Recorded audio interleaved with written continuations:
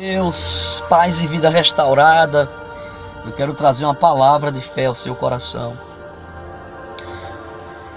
A Bíblia nos mostra aqui, no capítulo 7 do Evangelho de Marcos, no versículo 31, diz assim, a palavra de Deus.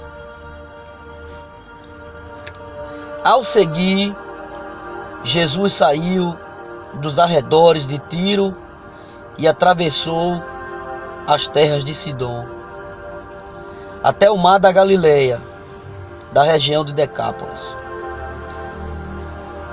Ali algumas pessoas lhe trouxeram um homem que era surdo e mal podia falar, suplicando-lhe que lhe colocasse as mãos.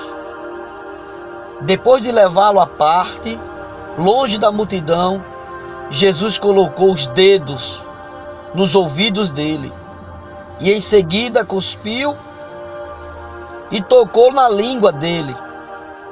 Então voltou os olhos para o céu e com um profundo suspiro disse-lhe: Éfata, abra-se.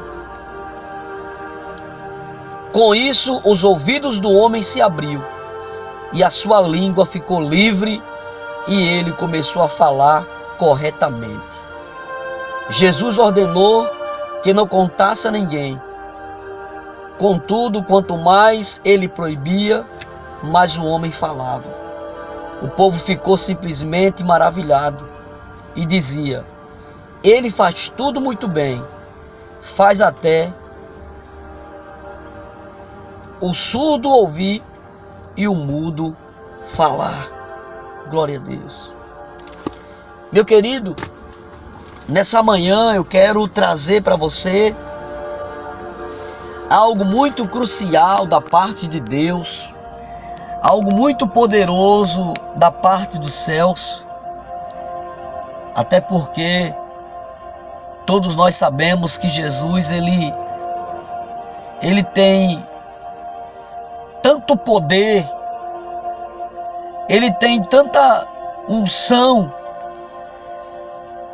ele tem tanta virtude, que o seu nome por si só, quando é falado, os demônios estremecem. Portanto, eu quero frisar a você que Jesus conhece a necessidade das pessoas. E por trás daquele surdo, daquele mudo, tinha algo muito além, ou mais além. Sabe o que era? Traumas. Traumas. Por quê? Porque quando uma pessoa tem uma deficiência, e isso é repetindo, certamente as pessoas vão apontar, vão julgar, vão rejeitar. E é muito ruim a pessoa querer falar e não poder falar. É muito ruim a pessoa querer ouvir e não poder ouvir, não entender o que outras estão falando dela. Às vezes, até rejeitando. Mas elas têm sentimento.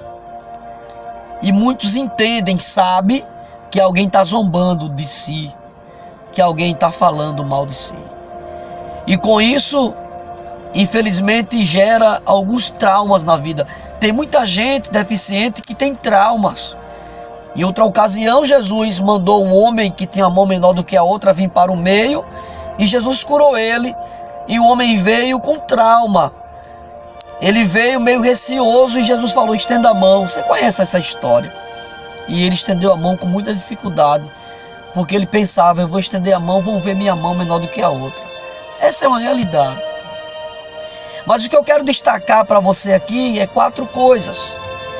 Porque Jesus, ele foi até as terras de Tiro, passando por Sidom, Decápolis e depois na Galileia. Então eu quero mostrar para você algo muito forte aqui. Jesus, ele mostrou que para a gente chegar na Galileia, nós temos que passar por Tiro. Para você ter uma ideia, Tiro era uma cidade pequena, mas muito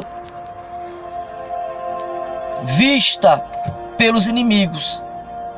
Para você ter uma ideia, a cidade de Tiro ela foi invadida em 2004.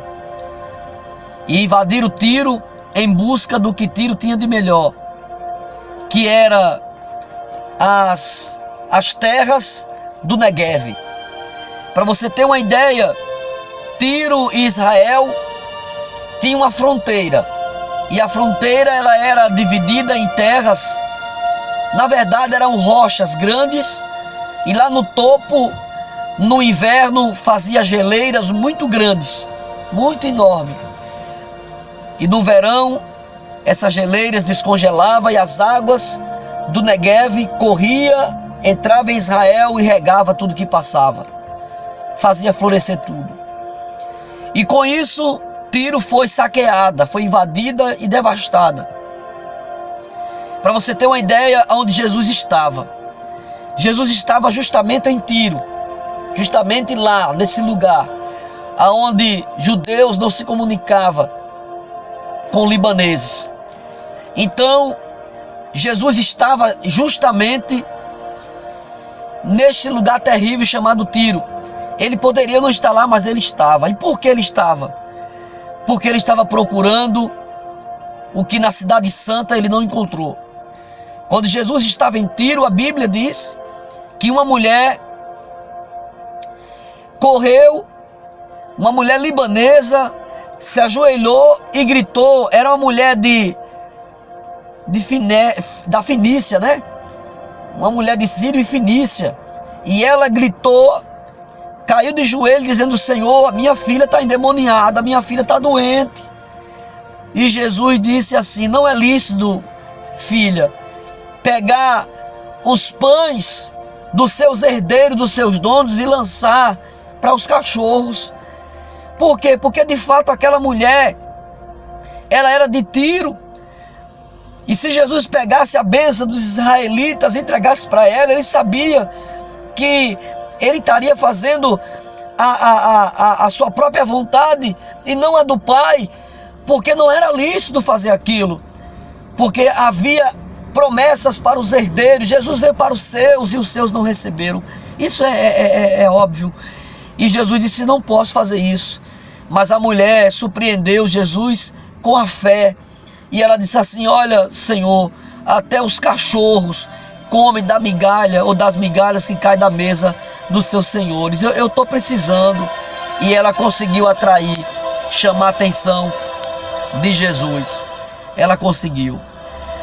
Então o Senhor Jesus, ele olhou para a mulher e disse: ela surpreendeu a minha fé. Ela chamou atenção através da fé. E Jesus disse para aquela mulher: vai, filha, a tua filha está curada. E a mulher recebeu o milagre. Então Jesus, ele foi surpreendido por aquela mulher, porque tem hora que nós temos que surpreender Jesus através da nossa petição, da nossa oração, da nossa fé. Você não pode de maneira alguma entregar os pontos e desistir de servir a Deus. Você tem que, pelo contrário, atrair Jesus através da sua fé. E a fé vem pelo ouvir da palavra de Deus. Mas Jesus agora, ele sai de Tiro com essa expectativa. Ele sai dali sabendo que ali havia uma mulher que teve muita fé. E Jesus disse: nem mesmo na minha cidade encontrei fé como essa. Jesus ficou maravilhado. E Jesus sai de Tiro, passa em Sidom, entra em Decápolis e depois desce para a Galileia. Eu estou dizendo para você que a vida é feita de fases. Se você quiser sair de Tiro, sair dessa luta que você está enfrentando, você não pode ir direto para a Galileia. Você tem que descer para Sidom, passar em Decápolis e depois chegar na Galileia. Eu estou dizendo para você que Deus está preparando você para coisas novas, mas você não pode dar um passo maior do que a perna. Você tem que entender que você vai chegar lá, mas você tem que passar por Sidom, por Decápolis e depois chegar na Galileia. Você tem que avançar para o lugar da sua bênção. Então, ainda que se arrastando, mas não pare de andar, não pare de caminhar, porque certamente você já está atravessando Tiro, chegando em Sidom. Certamente hoje à tarde você chega em Decápolis e amanhã, pela manhã, você chega na Galileia. Guarde essa palavra no seu coração, pense nisso.